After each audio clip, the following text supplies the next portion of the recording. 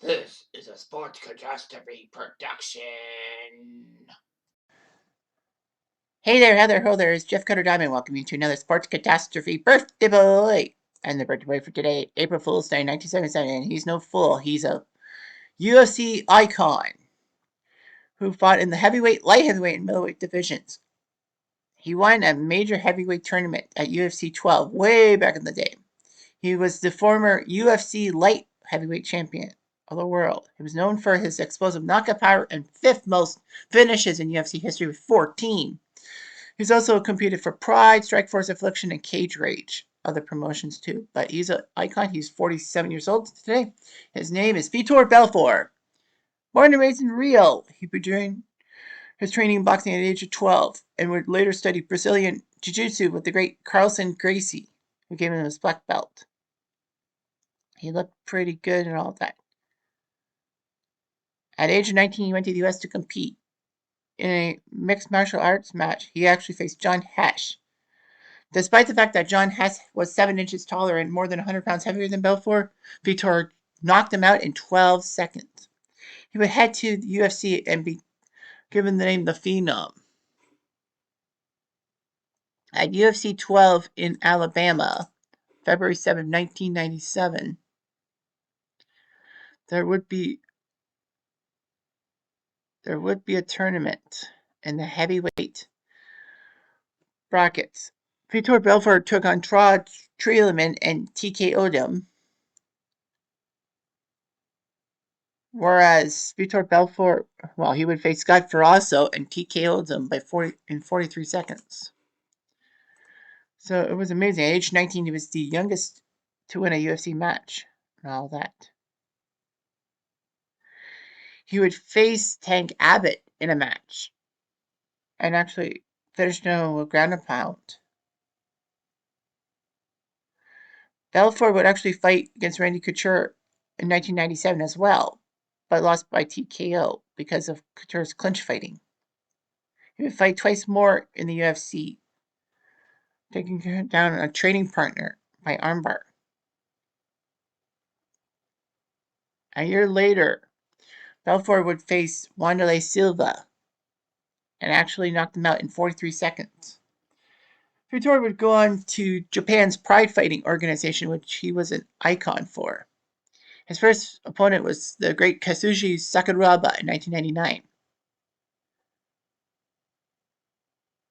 And he tried, but Sakuraba would basically stomp him and all that. He would fight in Pride against stars like Alistair Overeem, Gilbert Yvel, and Heath Herring. Belfort would use his ground and pound tactics for these fights and all that. When he fought in the 2005 Middleweight Grand Prix, he got guillotine choked by Overeem. Regardless of that, Belfort actually went to UFC. He was going to fight Tito Ortiz in the main event of the Las Vegas show, the first ever time Las Vegas would host UFC, back at UFC 33. However, he got injured and the bout was canceled. He would actually fight Chuck Liddell in his first match back to UFC, losing by decision, and then winning by TKO over Marvin Eastman.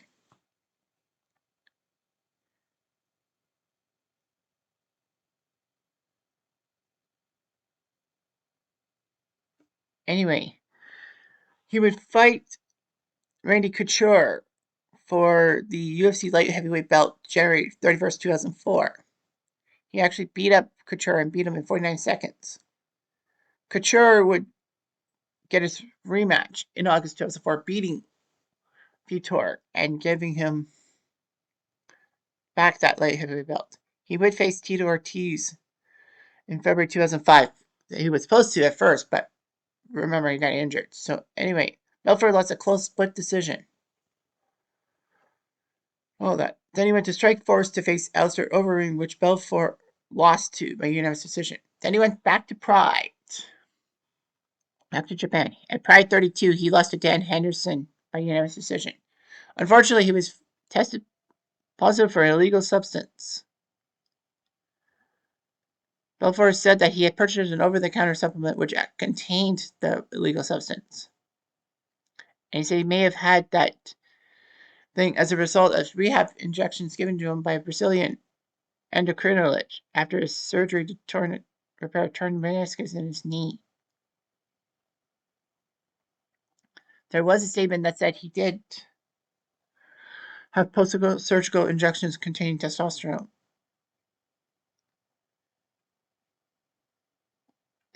Well, the drug industry said even if Belfort was given injections by a medical practitioner who did not inform him that they contained anabolic steroids, it's still a violation of the banned substance policy. So he got a 9-month ban for that. So he went to Affliction, and then he would face Rich Franklin at UFC 103 coming back to the UFC, which he won by KO.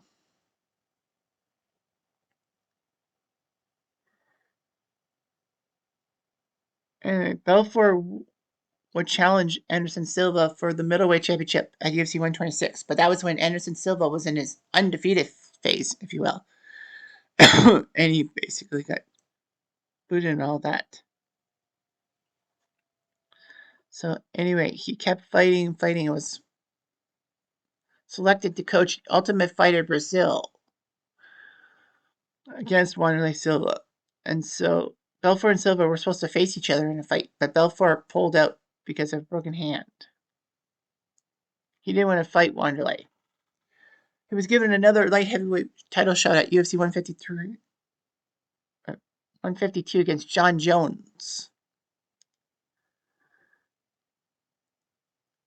And Belfort did well, but he lost by key lock in the 4th round. So he went down to middleweight. And did his job. Then he went up to light heavyweight, went back to middleweight, and would do some fighting and all that. He decided to retire from the UFC by December 2018.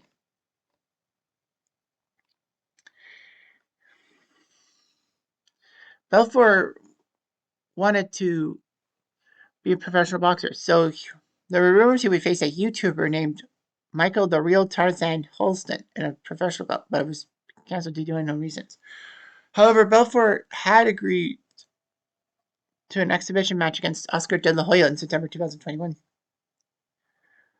And the fight was supposed to take place on September 11, 2021. However, De La Hoya announced 8 days before that he would not fight Belfort because of COVID-19. Anyway, if Evander Holyfield would step in to face Belfort, the problem was Vitor Belfort won the match by TKO. He actually was going to fight Hasim Rahman Jr. Unfortunately, he tested positive for COVID-19 and couldn't fight. So anyway, his personal life. He was born to a French-Brazilian father and a Greek-Brazilian mother. He was married to his wife Jonah with 3 children. So anyway.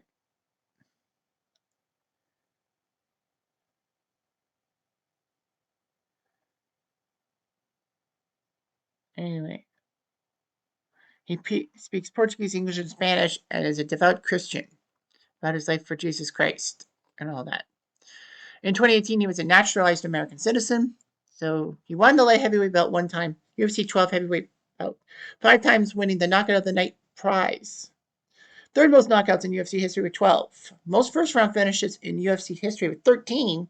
And the youngest tournament winner at 19 years, 313 days when they did tournaments and all that. Mixed martial arts, he was 26-14 with 1 no contest. So anyway, he did quite well for himself. 2-0 in boxing matches, and he's a UFC legend, so you can't beat that. Anyway, I'm Jeff Diamond. I do.